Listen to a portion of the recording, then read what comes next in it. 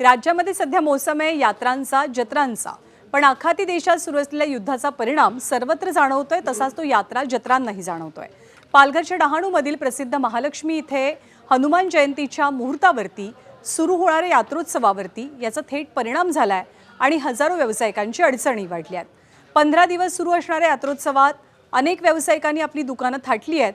यात खाद्यपदार्थांचं, घरगुती साहित्यांचं अशी अनेक दुकानं आहेत। सोबतच करमणुकीची साधनं सुद्धा असून इथल्या व्यावसायिकांना मात्र इंधन टंचाई भेडसावू लागली आहे। यातले बरेचसे व्यवसाय इंधनावरती चालणारे असून इंधन मिळत नसल्याने व्यवसाय चालवायचे कसे असा प्रश्न व्यावसायिकांसमोर उभा राहिला आहे। एबीपी माझा, उघडा डोळे बघा नीट।